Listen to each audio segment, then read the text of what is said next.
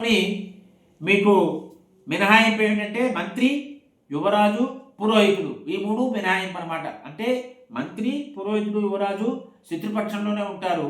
తన దేశంలో గూఢచార వ్యవస్థలో ఈ ముగ్గురు మీద గూఢచారిని పెట్టక్కర్లేదు. ఇది ఈ రకంగా గూఢచార వ్యవస్థను ఏర్పాటు చేస్తున్నావా అని అడిగారు. శత్రువుల యొక్క కదలికలు ఎప్పుడూ కూడా కనిపెడుతూ ఉండాలి.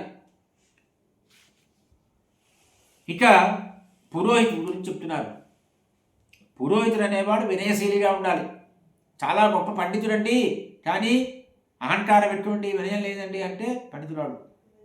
ఎంత పాండిత్యం ఉన్నా, ఎంత విద్వత్తు ఉన్నా వినయంగా ఉండాలి. మొదటి లక్షణం వినయం. తరువాత మంచి కులంలో పుట్టినటువంటి వాడు పండితుడు, విద్వాంసుడు. ముందు వినయం వచ్చింది, తర్వాత పండితుడు, విద్వాంసుడు వచ్చాయి.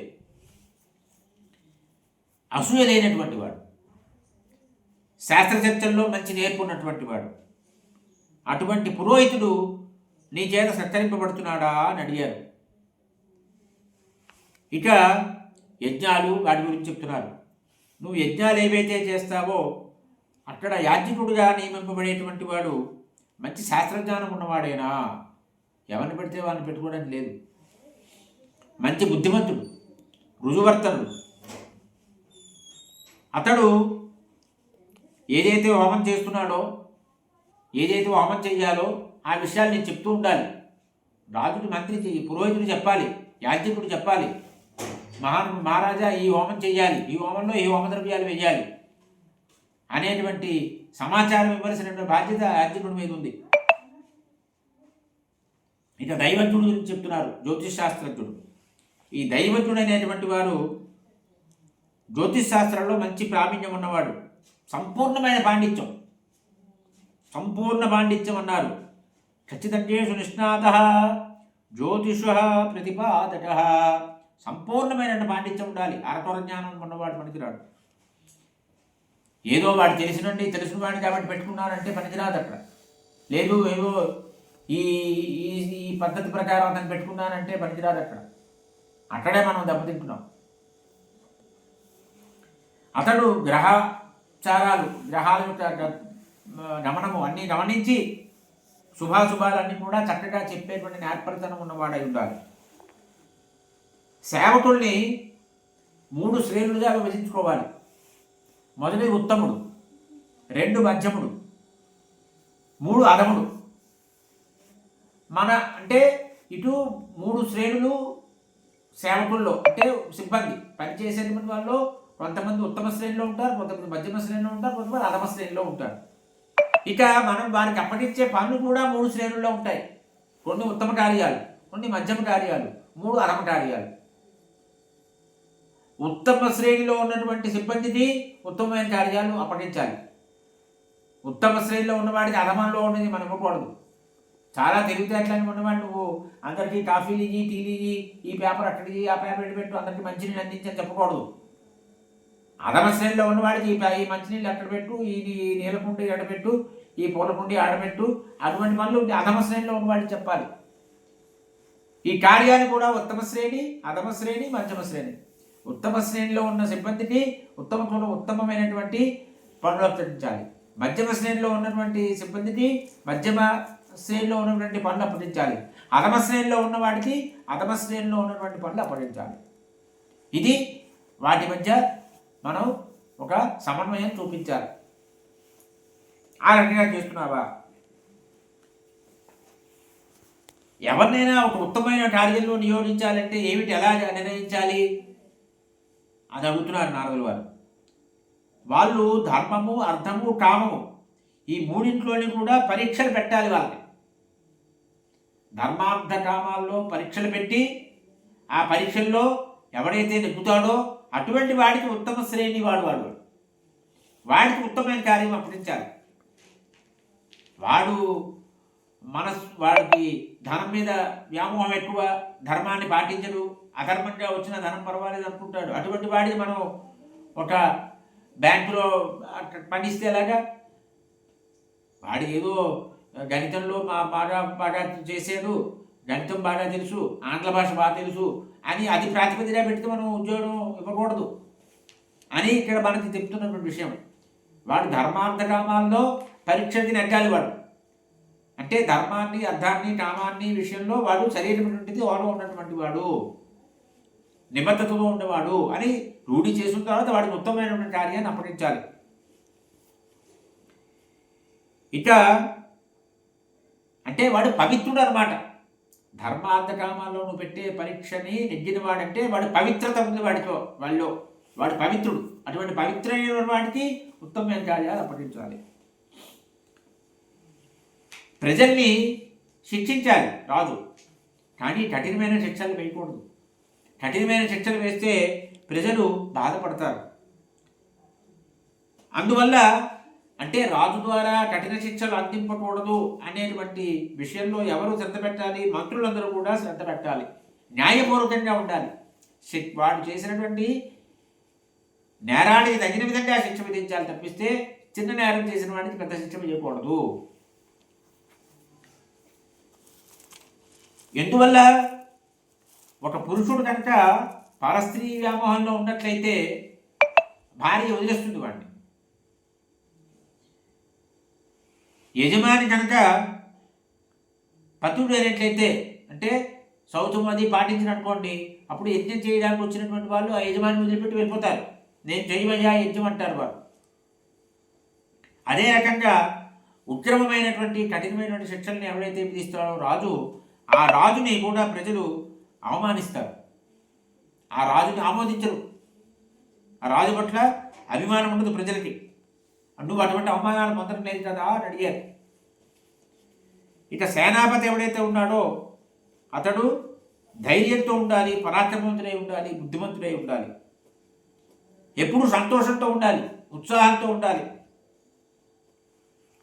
అతడు రాజు పట్ల అనురాగం కలిగిన వాడు అయి ఉండాలి. ఇక దళపతులు ఉంటారు సేనలో, వారు యుద్ధ విశారదులై ఉండాలి, పరాక్రమవంతులై ఉండాలి.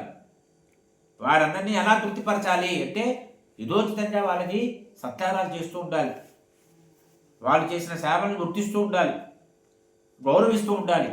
తద్వారా వారిని తృప్తిగా ఉంచాలి, వారు తృప్తిపరుస్తూ ఉండాలి వారిని.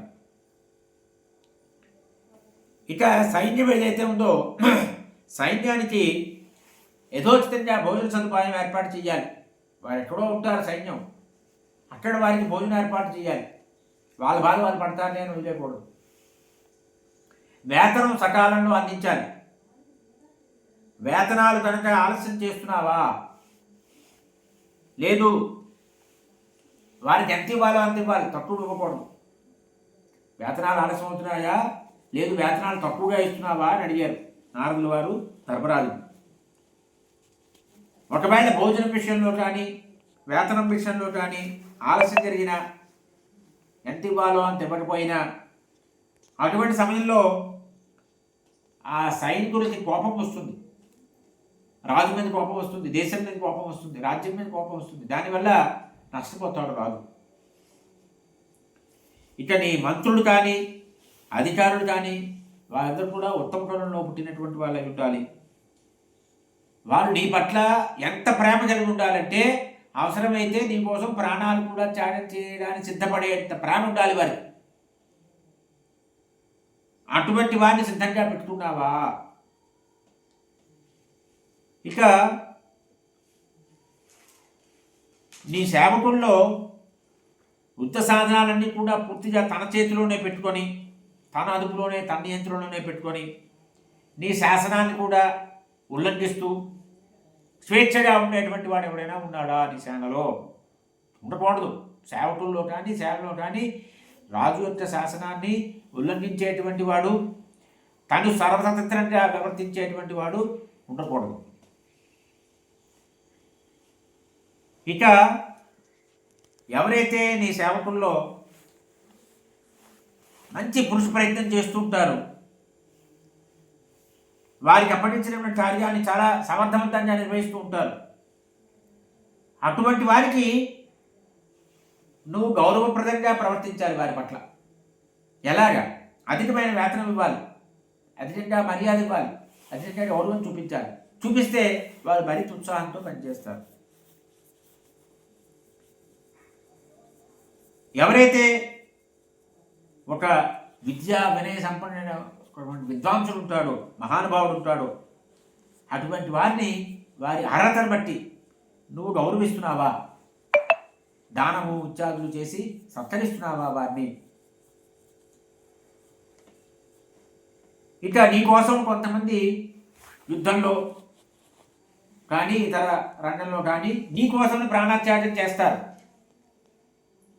అటువంటి వారి యొక్క భార్య, పుత్రులు ఉంటారు, పిల్లలు ఉంటారు, కుటుంబం, వారిని నువ్వు రక్షిస్తున్నావా? వారికి ఆశ్రయం కల్పిస్తున్నావా? లేదు, నీ మేలు కోరేటువంటి వాడు ఇవాళ కష్టాల్లో ఉన్నాడు, అటువంటి వాడిని, వాడి కుటుంబాన్ని ఆదుకుంటున్నావా లేదా? వాళ్ళ కష్టాలు తీరుస్తున్నావా లేదా అని అడిగారు. ఇక కొంతమంది ఉంటారు, వాళ్ళు నీ పట్ల నిన్ను చూసి భయపడతారు. వారికి ధనము, సంపత్తి అది కూడా నశించిపోయాయి. అప్పుడు వారు నిన్ను ఆశ్రయించారు. నువ్వు వారందరికీ శరణిస్తున్నావా లేదా? వారిని ఆదుకుంటున్నావా లేదా? తరువాత యుద్ధంలో నీతో ఓడిపోయిన వాళ్ళు ఉంటారే, వాళ్ళని ఎలా చూడాలి? నీ కుమారుల్లా చూడాలి. వాళ్ళని చూసి వాళ్ళని కాపాడాలి. అది చేస్తున్నావా లేదా? ఇక ఎలాగ రాజు ప్రజల్ని ఎలా రక్షించాలి అంటే, ఖచ్చిత్వమేవ సర్వస్యాః పృథివ్యా పృథివీపతే సమస్తాభినశ్చ యథా మాతా యథా పితా. తల్లి తండ్రి పిల్లల్ని ఎలాగ సంరక్షిస్తూ ఉంటారో, ఎలాగ వాడిని కాపాడుకుంటూ ఉంటారో, ఆ రకంగా రాజు అయినటువంటి వాడు ప్రజలందరినీ కూడా రక్షించుకుంటూ ఉండాలి, కాపాడుతూ ఉండాలి, సంరక్షిస్తూ ఉండాలి.